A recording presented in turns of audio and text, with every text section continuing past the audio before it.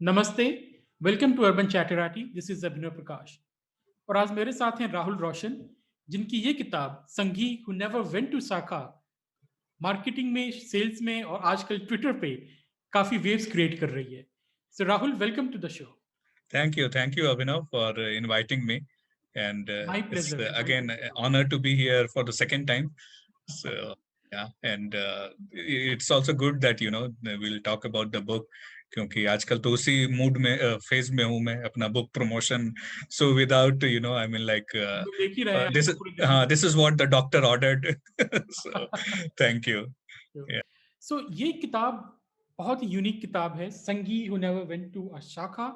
Basically Rahul इसमें बता रहे हैं कि किस तरीके से वो लिबरल साइड से या प्रो कांग्रेस टाइप्स के व्यक्ति से किस तरीके से ये संघी बन गए बिना किसी संघ की शाखा में गए हुए। और ये बहुत ही यूनिक बुक है, जितना मैंने पढ़ा है। पूरा नहीं पढ़ पाया हूं राहुल, लेकिन मैंने आधी पढ़ ली है। It's a very unique book. ये पॉलिटिकल कमेंट्री भी है, अपने समय का डॉक्यूमेंटेशन भी है, थोड़ी सोशोलॉजी भी है और एक तरीके से ऑटोबायोग्राफी भी है। So thank you Rahul for writing this wonderful book. और आप सभी को पढ़ना चाहिए because it's a unique book.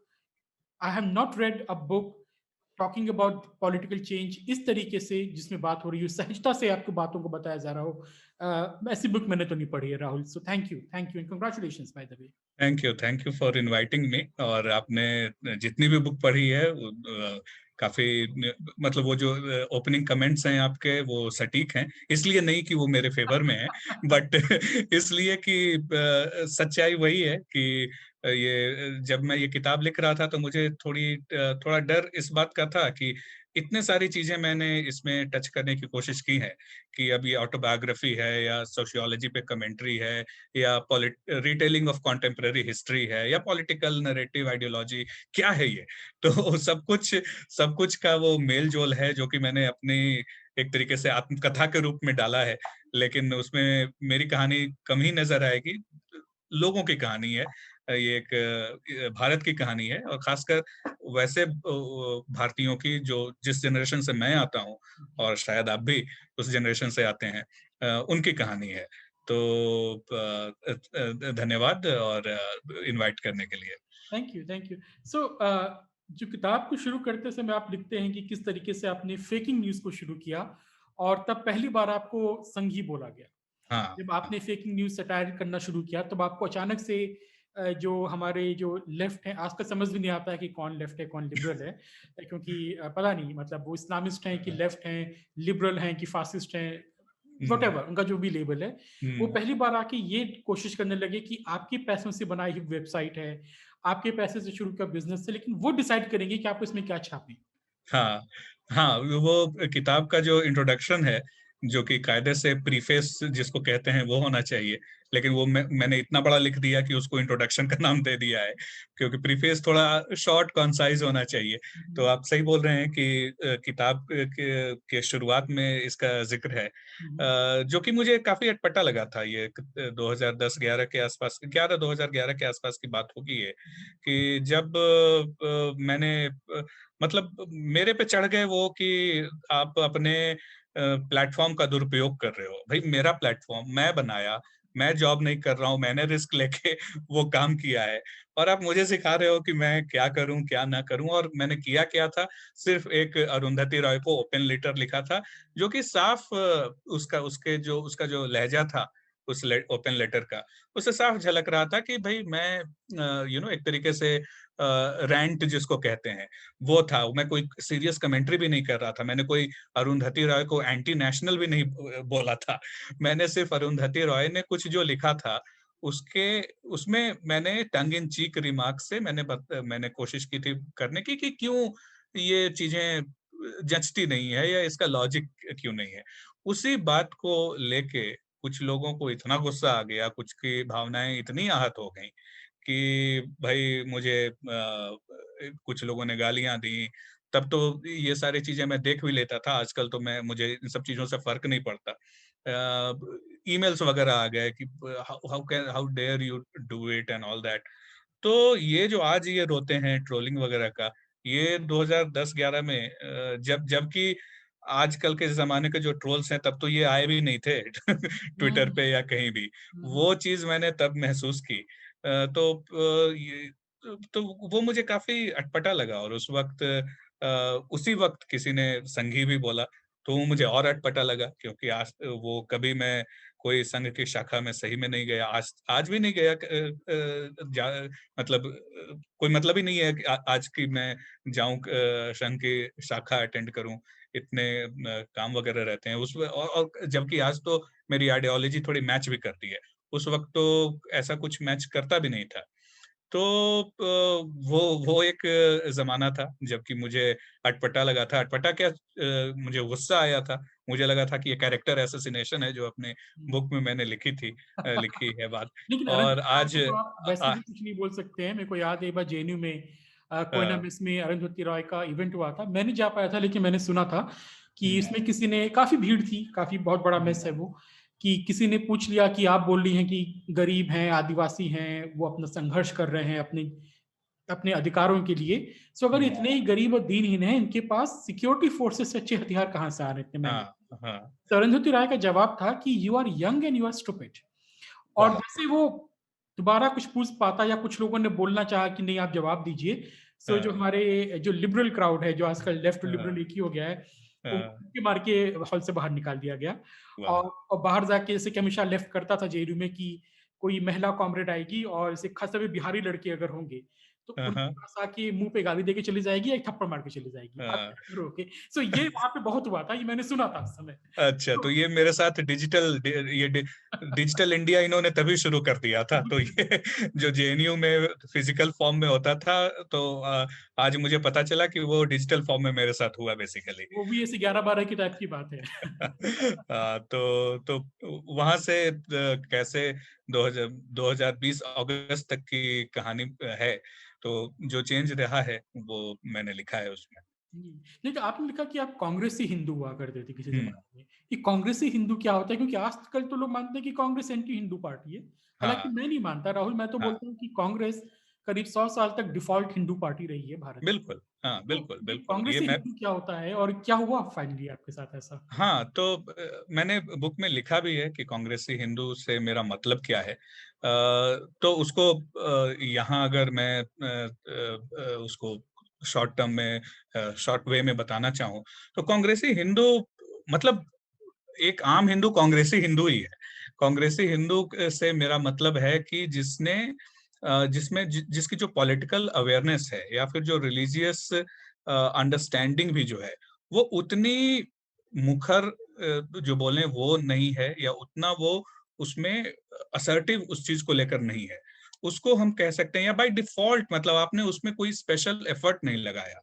जैसे मेरा जो जब मैंने कांग्रेसी शब्द यूज़ किया था, मेरा कहना है कि कांग्रेस खास करके आजकल के ज़माने में और इनफैक्ट पिछले शायद 20 साल या 30 साल कह लें, तब से कांग्रेस की कोई आइडियोलॉजी एज़ सच नहीं है। कांग्रेस जो है वो एक पार्टी है, वो उसको इलेक्शन जीतने हैं, अब तो खैर वो भी नहीं हो रहा उनसे। इलेक्शन जीतना है और कोई गांधी परिवार का कोई आदमी पावर में रहना है। तो वो बेसिकली आप सर्वाइव करो और अपने आप को प्रिज़र्व करो और आपकी कोई एक डेफिनिट आइडियोलॉजी नहीं है। वो कांग्रेस का रूप हुआ है पिछले कई दशकों से कम मुझे लगता है इंदिरा के बाद से ये शुरू हो गया था और अब तो कांग्रेस बिल्कुल वैसी पार्टी हो गई है। तो जिस तरीके से कांग्रेस का एक तरीके से कोई आइडियोलॉजिकल फेस नहीं है, उसकी कोई अंडरस्टैंडिंग नहीं है।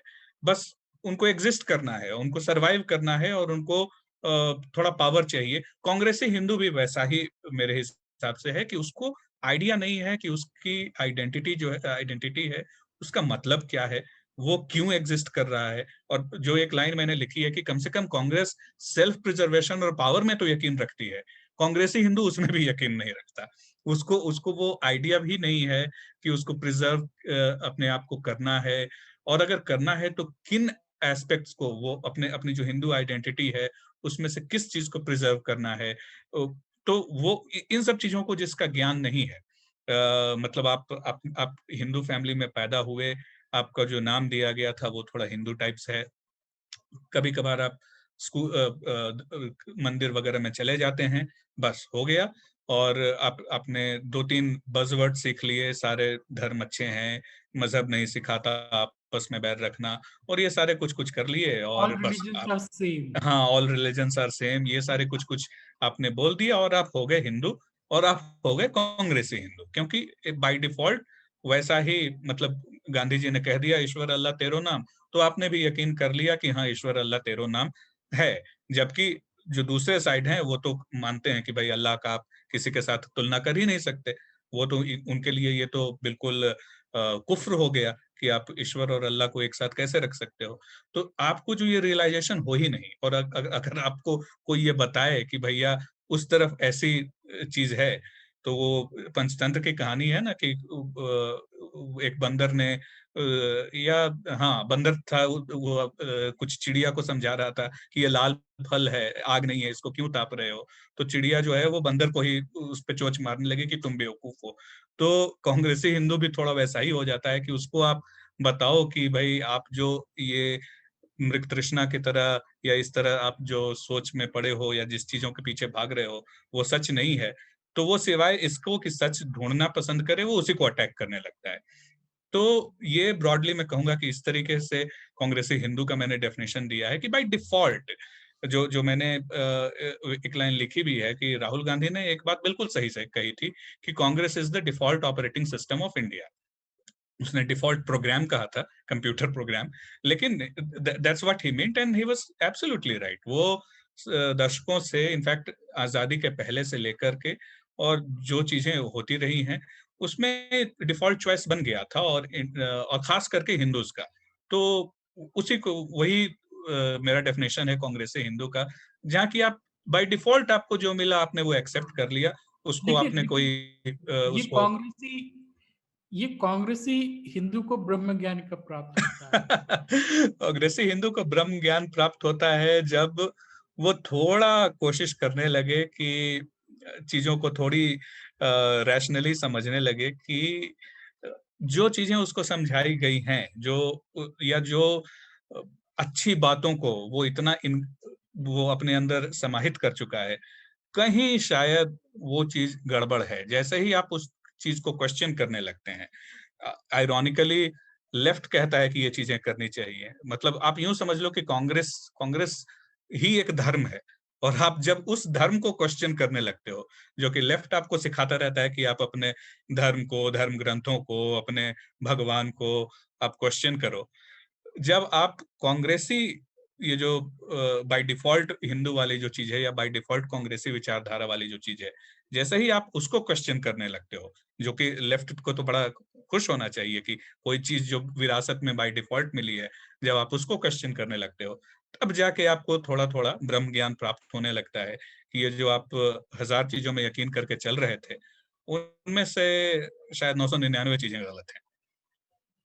तो इसमें आपकी जर्नी कैसी हुई? मतलब हर किसी के साथ अलग हाँ एक्सपीरियंस होगा। तो आपका एक्सपीरियंस क्या था? आप किस तरीके से आप बिना शाखा हाँ गए, बिना हाँ एबीवीपी जॉइन किए, बिना आरएसएस हम्म। जॉइन किए, बिना किसी इनके संगठन को जॉइन किए, आप संघी कैसे बनना शुरू हुए? हाँ, ये तो बताइए। शुरुआत तो मैं कहूँगा कि काफ़ी लेट हुआ। एक बार मतलब मैंने शुरू और क्यों इतना लेट हुआ वो भी मैंने एक्सप्लेन किया है अपनी बुक में कि जैसे ज जो एजुकेशन सिस्टम है हमारा, जो हमारा मास मीडिया में जो चीज़ें आती हैं, वो सब इस तरह की चीज़ होती है, जिससे आप ये जो डिफ़ॉल्ट सेटिंग है आपका, वो आप चेंज कर ही नहीं पाते। वो उसमें आपको वो मैट्रिक्स की तरह आप उसमें फिट रहते हो। वो रेड पिल जो कहते हैं, वो मिलना बड़ा मुश्किल हो जाता है। तो वो एक बड़ी वो मैंने अपनी कहानी की तरह बताई है कि क्यों बचपन से लेके इवन एमबीए तक मेरे, क्यों वो रेड पिल का शायद मौका मुझे मिला ही नहीं, क्योंकि बाकी सारी चीज़ें इस तरह की थी जिसमें आपको ये क्वेश्चन आपको करना चाहिए, उसकी शायद ज़रूरत आपको महसूस ही नहीं हुई, आप उसी में खुश थे, मैट्रिक्स में खुश थे। तो मैं भी मेरे साथ भी लगभग वही कहानी रही कि जो एजुकेशन सिस्टम ऐसा रहता है आपका जो जो एक लाइन मेरे को बड़ी अच्छी लगती है कि मेरी ही नार्सिसिस्ट की तरह कि जो एजुकेशन सिस्टम है इट एन्श्योर्स कि चाचा नेहरू के जो भतीजे हैं वो उन्हीं के भतीजे रहेंगे। तो मैं भी चाचा नेहरू का भतीजा बन के ही बढ़ रहा था। Thanks to the way these systems are designed, जो आपके मास मीडिया में, एंटरटेनमेंट हो या न्यूज में, जो पॉपुलर डोमिनेटिंग नैरेटिव रहता है, उसके कारण आप इन सब चीजों को कभी क्वेश्चन ही नहीं करते। इसमें मैं मानता हूं कि एक बहुत बड़ा रोल रहा नई मीडिया का, न्यू टेक्नोलॉजी का, इंटरनेट का। और वो कम से कम मेरे जो केस में उसका बहुत बड़ा वो रहा, इफेक्ट रहा। उसके कारण ये चेंज आया, क्योंकि तब आप जो काउंटर नैरेटिव्स हैं उसको आप उससे आप एक्सपोज होते हो। फिर आप कई सारी जो आपको डिफॉल्ट आपकी जो थॉट्स थी, डिफॉल्ट जो सेटिंग्स थी, तब आप उनको क्वेश्चन करने लगते हो। और जो जब ये सारे काउंटर नैरेटिव्स आने शुरू हुई, जब आप इनको क्वेश्चन करना शुरू किया, तो जो इसका जो रिस्पांस, जो कि जो डिफॉल्ट सेटिंग्स को पसंद करने वाले जो लोग थे, उनकी तरफ से जो रिस्पांस आया, वो और इस चीज को और एक्सेलरेट करने वाला ही आया। कि उन्होंने जिस तरीके से रिएक्शन देना शुरू किया कि बिल्कुल ही, मतलब आप आर्गुमेंट करो ही नहीं, जो आज भी वही उसी मोड में है कि अगर कोई काउंटर नैरेटिव आ रहा है तो या तो आप उसको साइलेंस करो या डिस्क्रेडिट करो। ये ऑलमोस्ट शुरू से ही उनका ऐसा ही एटीट्यूड था। तो उससे और ये जो प्रोसेस था, जो मैं कह रहा हूँ, वो और बढ़ा ही। तो न्यू टेक्नोलॉजी जो थी उसके कारण जो मुझे एक्सपोजर मिलना शुरू हुआ। और फिर आप जो दूसरे नैरेटिव को जब आप इवेलुएट करते हो कि वो लोग कितना सही बोल रहे हैं, कितना गलत बोल रहे हैं, तो कई सारी चीजें उसमें सही लगने लगी। तो वही है। और ये लगभग वही वही मौका था 2011, 12, 13, जबकि आप अगर डेटा भी देखो तो इंटरनेट जो एडॉप्टेबिलिटी है इंडिया में, वो काफी तेजी से फैली है उस वक्त। 2013 में एक इन्फ्लेक्शन पॉइंट है, और आई थिंक 2009 में पहला इन्फ्लेक्शन पॉइंट है, अगर आप देखें तो लगभग वो मेरा भी वो न्यू मीडिया को मैं कहूंगा कि वो एक बड़ी वजह थी।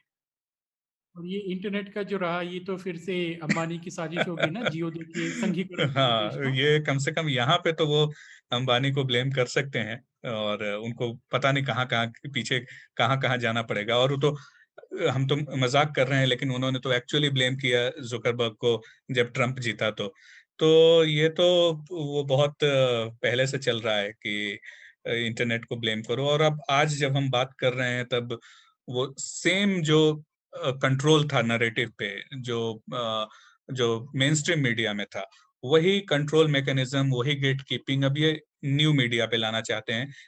And that makes it obvious कि ये जो चेंज हुआ लोगों में, इन इंडिया मतलब इंडिया के परिप्रेक्ष्य में संघी वाला जो चेंज है, बाकी देशों में कुछ और चेंज होगा। वो साफ से बात है कि जो गेट कीपिंग और जो का बड़ा कंट्रोल था जो ट्रेडिशनल मीडिया पे, जब वो ब्रेक हुआ उसके कारण ही हुआ है। और वही जो कंट्रोल है अब वो वापस चाहते हैं। तो मेरे केस में भी जो बीच के जो चैप्टर्स हैं, जिसका नाम ही है इंटरनेट अन्ना पेड मीडिया, वो वहाँ वो चैप्टर डील करता है ये जो चेंज का जो शुरुआत हुआ। और उसके पहले के अधिकतर चैप्टर्स हैं जो एक तरीके से आप कहें कि इन रेट्रोस्पेक्ट लिखे हैं कि ये चेंज कभी आया ही क्यों नहीं। तो वैसे है। तो इन शॉर्ट इंटरनेट। या so internet has been a big thing. इनकी जो हाँ, मोनोपोली थी जो हाँ, डिस्कोर्स पे, वो खत्म हो गई। बिल्कुल। क्योंकि मेरे को याद है जब मैं जेएनयू में था, तो एक बार मैं प्रेजेंटेशन दे रहा था किसी कोर्स में। तो कुछ वो इंटरनेशनल ट्रेड पे कुछ था, अफ्रीका पे कुछ था, तो मैंने इसमें जिम्बाब्वे का भी इसमें कंट्री तो मैं क्रिटिसाइज कर हम्म, दिया किसी बात को लेके।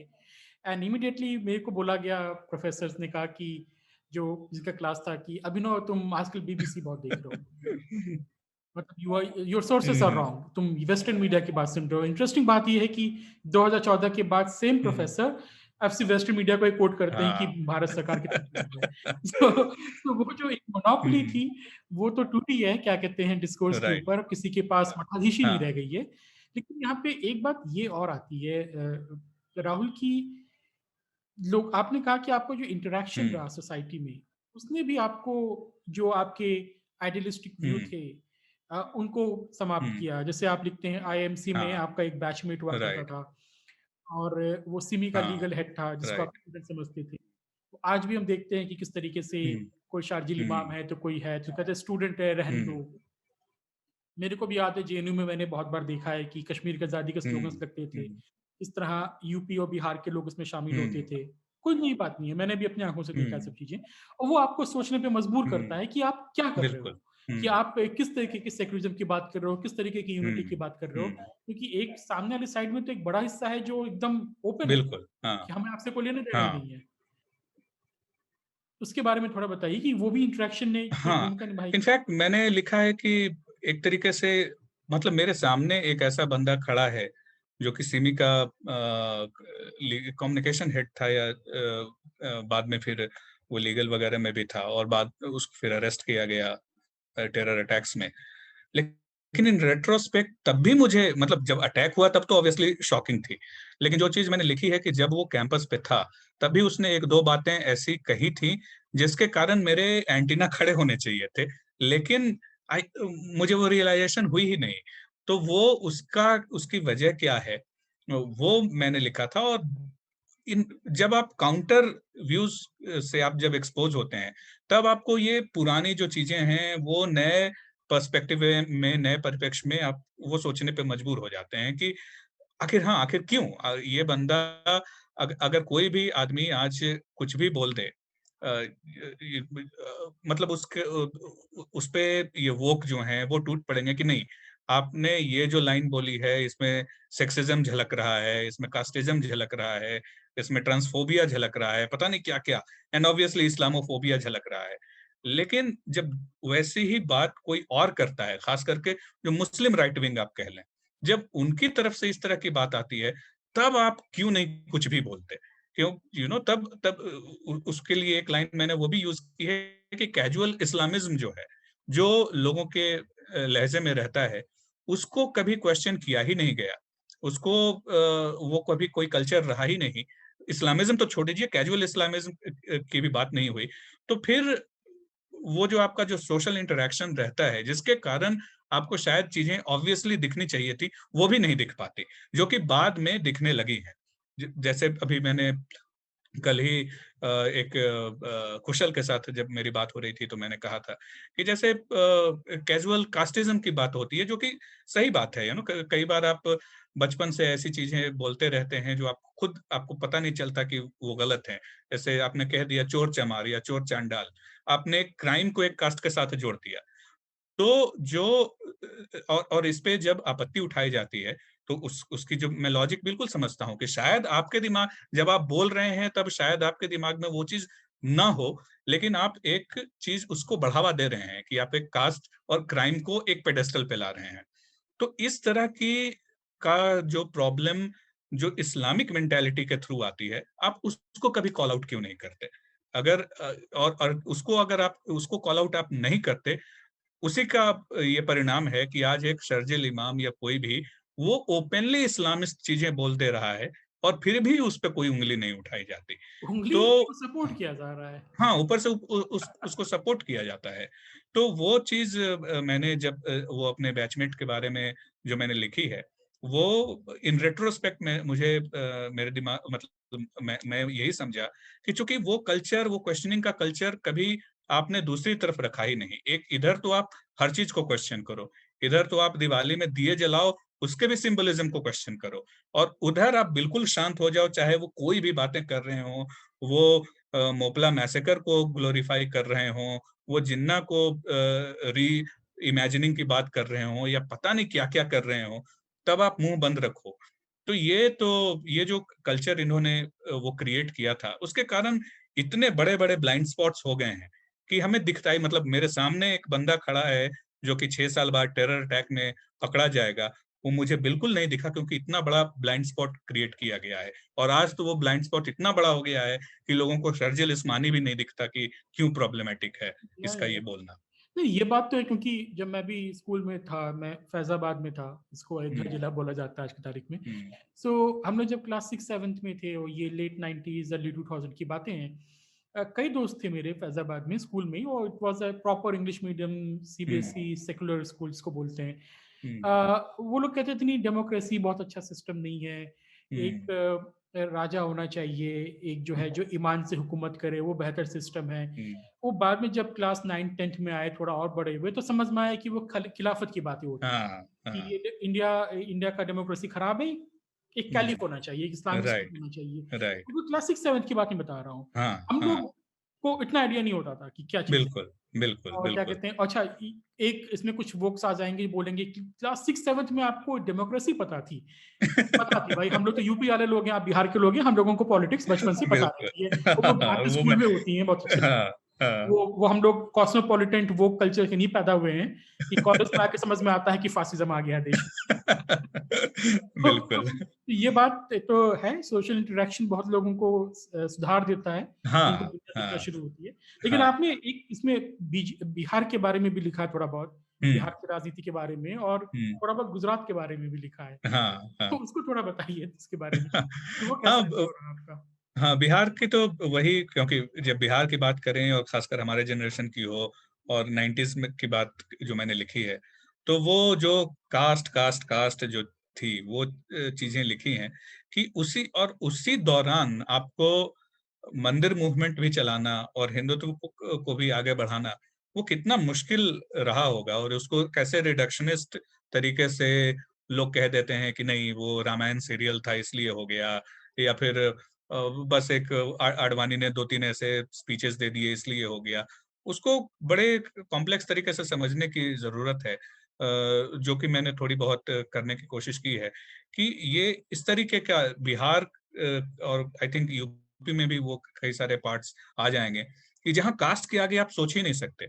जब मैं पढ़ रहा था तब तो मतलब ये मतलब कहा तो जाता था इसको मज़ाक के लहज़े में ही, लेकिन ये बिल्कुल सच है कि 2 लोग जब वहाँ मिलते हैं, तो शायद पहला दिमाग में वही आता होगा कि ये सामने वाला कौन जात का है।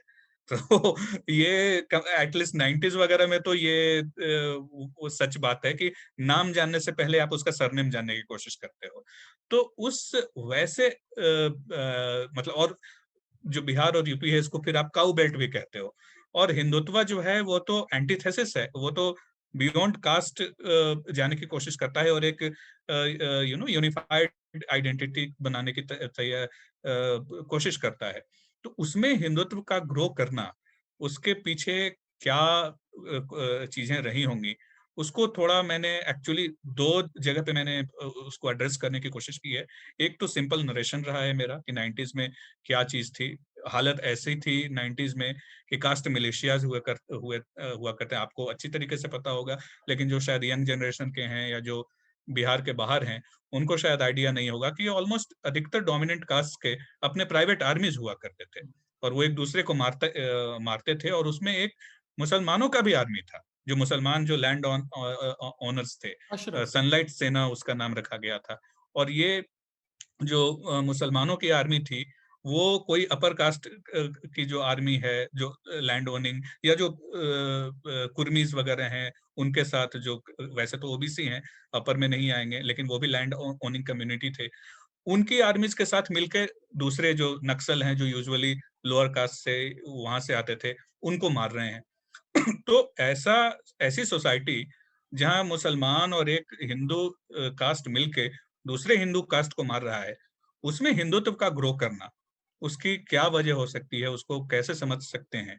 उसको थोड़ा बहुत मैंने एड्रेस करने की कोशिश की है कि उसी वक़्त पैरेलली जो मुस्लिम कम्युनिटी में चीज़ें चल रही थी, सारा का सारा दोष दे दिया जाता है 6 दिसंबर 1992 को। उससे थोड़ा ऑब्वियसली फ़र्क तो पड़ा ही है, लेकिन उसके पहले की भी बहुत सारी कहानी रही है। और ये जो लिबरल तबका है, जो कि कमंडल राजनीति को उसने दिया, सॉरी मंडल राजनीति को बढ़ावा दिया, इस चक्कर में कि ये कमंडल की राजनीति को चेकमेट कर सकता है, कहाँ शायद उसका पासा गलत पड़ गया। ये मैंने बिहार के और यूपी के परिप्रेक्ष्य में लिखा है। और गुजरात की जहाँ तक बात है, उसमें तो चूँकि मैं वहाँ काफ़ी लेट गया, एमबीए करने मैंने पहुँचा, तो वहाँ की सोसाइटी, वहाँ कैसे वो लोग मुझे डिफरेंट लगे, कैसे मेरे को प्रेजुडिसेस थे, क्योंकि जब मैं 2005 में पहुँचा, तो 2002 में मैंने जर्नलिज़्म की पढ़ाई शुरू की थी और 2005 तक जो मेरा पहला पहला जॉब था, उसमें जो गुजरात राइट्स को लेके जो मीडिया में जो बातें हुआ करती थी, जिस चीज़ों को लेके मैं एक्सपोज़र जो मुझे मिला, तो एक तरीके से प्रेजुडिस पैदा हो गया था मुझे सोसाइटी के लिए ही। तो वो चीज़ कैसे गई, गुजरात के सोसाइटी के बारे में क्या मैंने ऑब्जर्व किया, ये सारी चीजें वो हैं, लिखी हैं। पर गुजरात को मैंने बहुत ज्यादा साइको एनालाइज करने की कोशिश नहीं की है, क्योंकि मैं बिहार और यूपी से आता हूँ, तो वहाँ की कास्ट पॉलिटिक्स को थोड़ा किया है। साइको एनालिसिस ऐसे भी साइंटिफिक है, करना नहीं चाहिए। वो वेंडी डोनिजर ही कर सकती हैं, और ऑड्रे हाँ। ट्रस्ट के जैसे ही लोग थोड़ा बहुत कर सकते हैं। हाँ। क्योंकि लेकिन आपने ये बात एकदम सही बोली है कि किस तरीके से ओबीसी पॉलिटिक्स या दलित हम्म। पॉलिटिक्स जो है वो अल्टीमेटली स्पेस देती है हिंदुत्व पॉलिटिक्स को। ये मैंने राइट। भी कई साल पहले हम्म। लिखा था, कि लंबे लॉन्ग फॉर्म हम्म। आर्टिकल लिखा था हाँ, हाँ। कि यूपी में जो बीजेपी की इतनी प्रचंड बहुमत हम्म। प्राप्त हुई है हम्म। 2017 में, वो हम्म। बिना एसपी और बीएसपी की राजनीति के हो नहीं सकती हम्म। थी। हम्म। हालाँकि वो दूसरा मुद्दा है, इस पे हम लोग कभी और बात कर सकते हैं। लेकिन आपने जर्नलिज़्म की बात की, आपका करियर जो हाँ। जर्नलिज़्म में था, और हम्म। आप देखते हैं कि जब आप आईआईएमसी में थे, तो भी हम्म। किस तरह से व्हाइट वॉश किया जाता था। Right, right. अमेरिका में हम लोग को व्हाइट वॉश किया जाता था। हाँ, और अब राइट, जब मीडिया में आए तो आपने और देखा कि किस तरीके से यहाँ पे तो पूरा फर्जीवाड़ा चल रहा है। राइट, तो राइट। उसके बारे में थोड़ा बताएँगे आप कि आपका क्या अनुभव रहा उसके अंदर? हाँ, शुरू में तो इतना ब्रेज़न नहीं था जो मेरा, और शायद इसलिए भी कि मेरा पहला जॉब था, मैं एक बिल्कुल एंट्री लेवल पे था, तो शायद क्या फर्जीवाड़ा बड़े रूम में काले पर्दे के पीछे चलता था, वो शायद मेरे को मालूम भी नहीं था। लेकिन जो नैरेटिव में मैनिपुलेशन की जो बात है, वो तो साफ दिखा, और जो मैंने लिखा है कि न सिर्फ दिखा, बल्कि मैंने वो खुद किया भी। वो अनविलिंगली या विलिंगली आप उसका कैसे पार्ट बन जाते हैं उस मैनिपुलेशन का, चाहे मतलब वो उसको ऐसे प्रिविलेजेस और रिवार्ड्स आपको मिलते हैं कि आप उस तरफ चले ही जाते हैं। तो ये चीज मैंने शुरू में तो मुझे समझ ही में नहीं आया कि क्या हो रहा है, क्योंकि ये मैनिपुलेशन है, ये भी मुझे बाद में उसको रियलाइजेशन हुआ। थोड़ा बहुत तो उस वक्त मुझे रियलाइजेशन हुआ था, लेकिन तब आपको लगता है कि नहीं, ये आप समाज के अच्छे के लिए कर रहे हैं। तो लेकिन इस सोच में ही क्या प्रॉब्लम है, ये रियलाइजेशन बाद में हुआ। और जो जर्नलिज्म की दुनिया अब तो खैर अलग ही लेवल पे हो गया है कि आप पोस्ट ट्रुथ वर्ल्ड, तो ये इन्होंने ये टर्म लाया है, लेकिन ये इन पे फिट बैठता है कि अब तो इनके लिए मतलब जो इनका मैनिपुलेशन ही इनका ट्रुथ है, और उसको उस मैनिपुलेशन को जो कॉल आउट करता है, वो पोस्ट ट्रुथ उसको बोल देते हैं ये। मेरा वचन ही है तो मेरा शासन वाला। हाँ। तो शुरू में मेरा जो 2002 से 2005 का जो शॉर्ट जर्नलिस्टिक करियर रहा, उसमें मतलब मैंने देखा, मैंने एक मैनिपुलेशन किया भी, जो कि मुझे लगा कि मैं समाज के भले के लिए कर रहा हूँ, और बाद में मुझे लगने लगा कि नहीं, इसमें आप समाज का भला कुछ कर नहीं रहे हैं। इनफैक्ट आप इतना अनजस्ट समाज बना रहे हैं उसको भला करने के चक्कर में, कि मतलब एक एक पर्टिकुलर तबका जो हिंदूज का है, उसको आप एक ऐसे स्पेस में लाके खड़ा कर रखा है आपने कि वो कभी विक्टिम हो ही नहीं सकता। तो उसमें उस जब भी कोई हिंदू आइडेंटिटी के कारण विक्टिम वाली न्यूज होती है, तो अब आप उसको कवर करना ही नहीं चाहते, या फिर अगर आप कवर करते हो, तो चूंकि आपने इतना मैनिपुलेशन पहले ही से कर रखा है कि अब आम आदमी को भी लगने लगता है कि कुछ कुछ तो गड़बड़ है। और इसीलिए, क्योंकि मतलब ये जो आपने एक माइंडसेट बना दिया है कि हिंदू विक्टिम हो ही नहीं सकता, शायद यही वजह वन ऑफ द रीजंस थी कि इतने सारे वोक्स और वगैरह वो भी सीएए के अगेंस्ट आ खड़े हुए, क्योंकि उनके दिमाग में ये फिट ही नहीं हो सकता कि हिंदू विक्टिम कैसे होगा, सिर्फ और सिर्फ हिंदू ये कैसे होगा, आप इसमें मुस्लिम को भी डालो ही, उनको भी शरणार्थी दो, मतलब उसका कोई लॉजिक ही नहीं था। लेकिन जो मुझे लगता है कि at at the back of their mind उनके दिमाग में ये फिट हो गया है कि हिंदू विक्टिम हो ही नहीं सकता। और अभी ये तो ग्लोबल लेवल पे अभी ये आप ये खेल देख रहे हो हाँ। कि कोई बात ही नहीं करता। अभी आप ऑक्सफोर्ड में देख लो कि अगर कोई ऊपर से हिंदू आइडेंटिटी की बात कर रहा है तो उसको रिजाइन करना पड़ रहा है। और चलो, वो उस लड़की को तो आप कह दोगे कि प्रिविलेज्ड है और ये है वो है। पाकिस्तानी हिंदुओं की आप देख लो, वो तो लोअर कास्ट के भी हैं, जिनके लिए आप दिन भर रोते रहते हो। कितने पाकिस्तान इंटरनेशनल मंच दिए गए हैं जहां पाकिस्तानी हिंदू अपनी बात जाके कह सकें। रोहिंग्या से पूरा लेके, ब्लॉक सीरिया है। से लेके, कहां से लेके लोग कनाडा जाके बस गए। उनको कहा गया कि आप आओ शरणार्थी बनो। कितने पाकिस्तानी हिंदू हैं जिनको ले जाके ये बसाते हैं कनाडा में या यूएस में। तो ये एक ऐसा मैनिपुलेशन, ये तो मतलब ग्लोबल लेवल पे है। और इंडिया में ये करना आसान हो जाता है क्योंकि आपने वो आपको एक एक्सक्यूज मिल गया है कि यहाँ तो हिंदू मेजोरिटी में है, हाँ, ये हिंदू हमेशा पावर में रहे हैं, तो विक्टिम हो ही नहीं सकता। तो ये जो एक मैनिपुलेशन है, और भी हजार तरीके के मैनिपुलेशन है मीडिया में, लेकिन ये वाली जो चीज है वो उस पे थोड़ा मैंने जोर दिया है, क्योंकि ये बहुत डेंजरस है। आप या एक एक पूरे समाज के साथ अन्याय कर रहे हो। या यहाँ पे एक ये मैं देखता हूँ कि जितनी भी सोशल साइंस के वर्क में कि आप कभी हिंदू पॉलिटी को, हिंदू सोसाइटी को उसके टर्म्स में कभी एनालाइज नहीं कर सकते हैं। वो हमेशा राइट। सबऑर्डिनेटेड रहती है कि मुस्लिम में क्या है। सो इफ अगर हिंदू, आपने हिंदू समाज में किसी पॉलिटिकल डेवलपमेंट की बात की, तुरंत हम्म। क्वेश्चन आता है what about Muslims, how how will it हाँ। Impact Muslims. अरे राइट। बाबा, what do I do about that, मतलब मैं क्या करूं इसके लिए। आप हम्म। जब इस्लामिज्म को स्टडी करते हो, आप मुस्लिम हम्म। सोसाइटी को स्टडी करते हो, ये थोड़ी बोलते हो, उसका प्रिज्म हम्म। ये थोड़ी होता है कि what about Hindus, what about Christians. Hmm. तो ये हम्म। तो यहाँ पे है आपका पूरा इंटेलेक्चुअल सबऑर्डिनेशन है, एज इफ बिल्कुल। हिंदू हाँ। Society does not exist.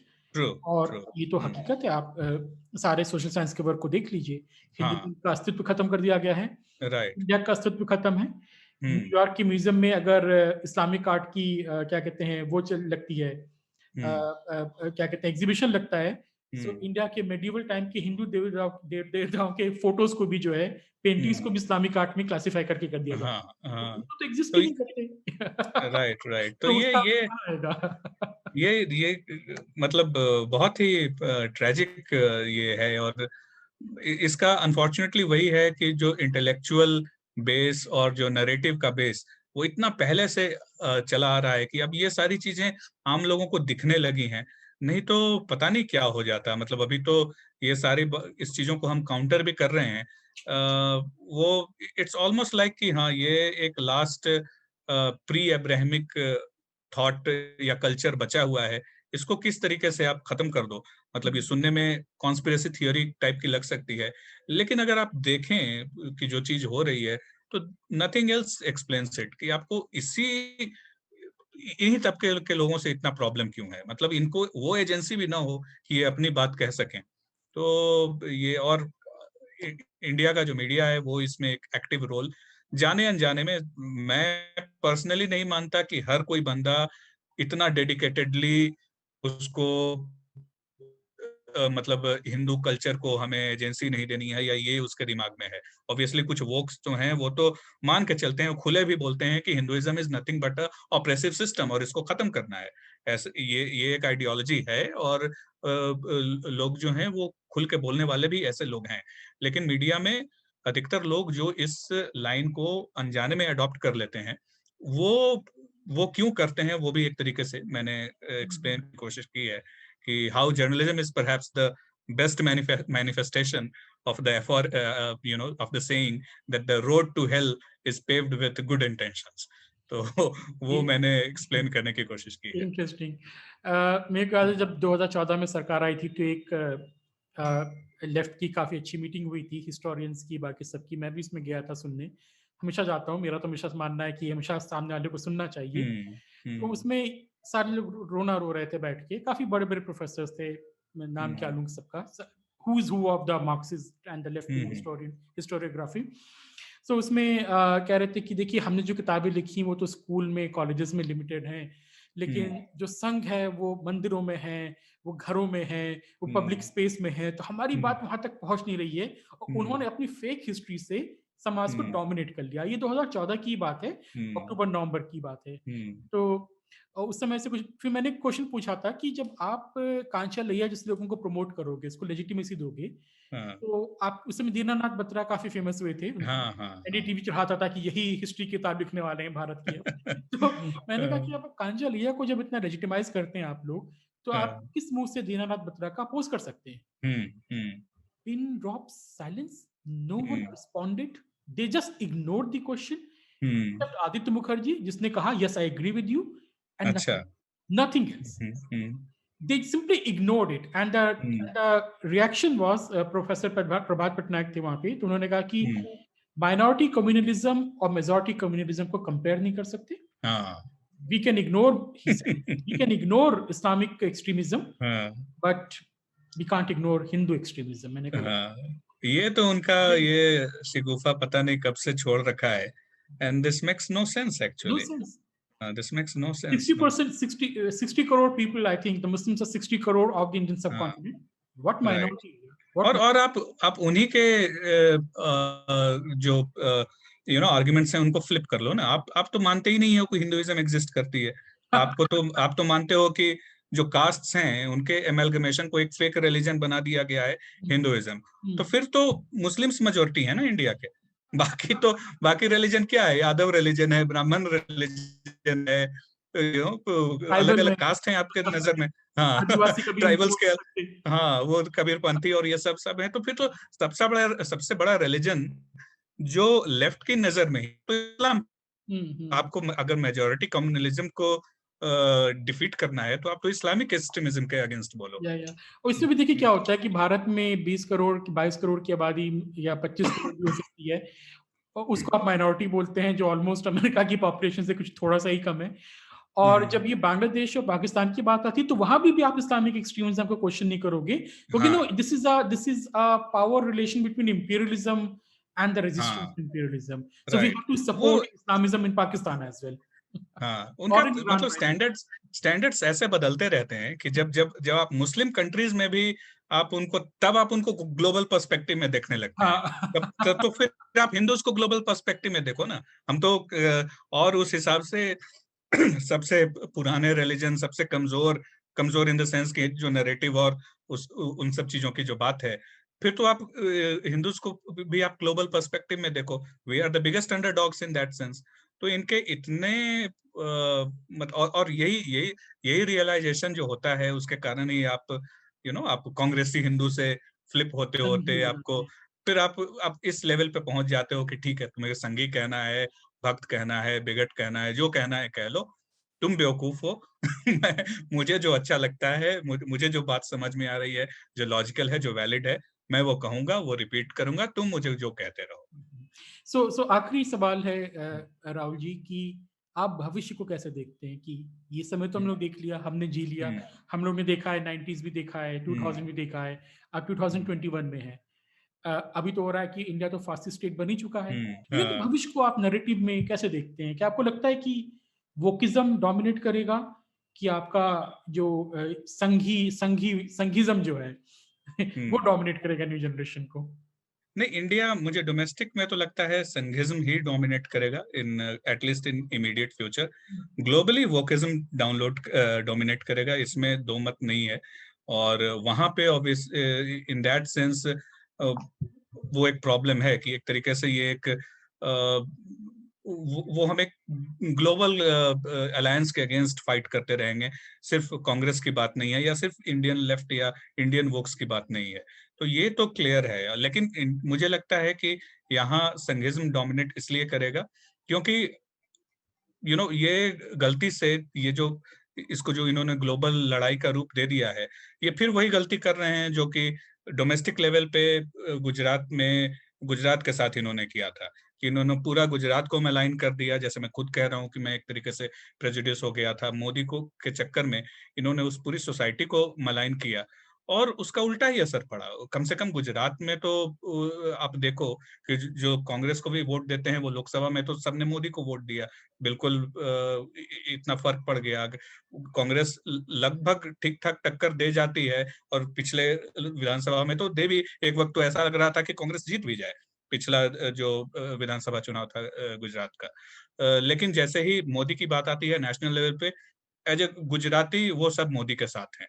तो कहीं ना कहीं यही गलती है शायद इस इंटरनेशनल लेवल पे मोदी और अब इंडिया के साथ ये कर देंगे तो वो बीजेपी और संघिज्म और हिंदुत्व के लिए अच्छा ही रहेगा। लेकिन जो वो ये जो वोक वाली चीज है, ये तो अभी डोमिनेट करेगी मुझे लगता है इंटरनेशनल लेवल पे। और ये तब तक नहीं जाने वाला जब वहां के लोग खुद नहीं समझ लें कि हाँ ये हाथ से चीज बाहर जा रही है, या फिर ये प्रॉब्लम इसको उनको संभालना होगा। और आई थिंक थोड़ा थोड़ा रियलाइजेशन उनको आ रहा है, जब ये वोक जो है, जो वो क्लासिकल लिबरल्स तक को नहीं छोड़ रहे, तो शायद मुझे लगता है कि चीजें बदलनी चाहिए। बट इमीडिएट तो नहीं बदलेगा। हर हर इंसान को अपने को हीरो के रूप में देखना होता है, और एक उसको विलन चाहिए होता है। पहले ट्रम्प विलन था, वो अब हार गया है, तो अब पूरे की पूरी वो जो वोक जमात है वो किसी तरह इंडिया की तरफ नजर वो किए हुए है, वो जाने अनजाने में इंडिया को विलन बना देंगे। लेकिन I don't think this narrative India में तो ऑब्वियसली सेल नहीं करेगा, इसका उल्टा असर होगा। मुझे लगता है इसका फायदा ही मिलेगा बीजेपी और मोदी को, और बाहर भी एक वक्त आएगा जब उनको लगेगा कि this is not making sense. France तो में तो आ ही चुका है, दे आर फाइटिंग हाँ, बैक नाउ। हाँ, right, right, right, but interesting. So ये किताब है, इसको आप सभी लोग खरीदिए, because thank I you. Bought 2 books. मैं बता दे रहा हूँ, मैंने 2 किताब खरीदा राहुल, एक गिफ्ट करने के लिए, कुछ पढ़ने के लिए। और it's a very interesting book. इसमें बहुत सारी बातें हैं जो राहुल ने बातें की हैं, ये और ज़्यादा डिटेल्स में हैं, और इसमें कई मुद्दे हैं जो हम लोग टॉक में या बातचीत में कवर नहीं कर सकते हैं। But do buy this book, and thank you Rahul for coming to the show. Thank you Abhinav for having me here. और काफी आपने अच्छा, मतलब मैं मुझसे जितना हो पाया मैंने बता दिया। बोलने में मैं इतना अच्छा नहीं हूँ, लिख थोड़ा ठीक लेता हूँ, तो हाँ, मेरी किताब पढ़िए। और thank you for Thank you, and watching this. thank you, audience. And please don't forget to subscribe to the channel. And you can also check the membership program. Please click join button as well. So thank you, and see you soon again.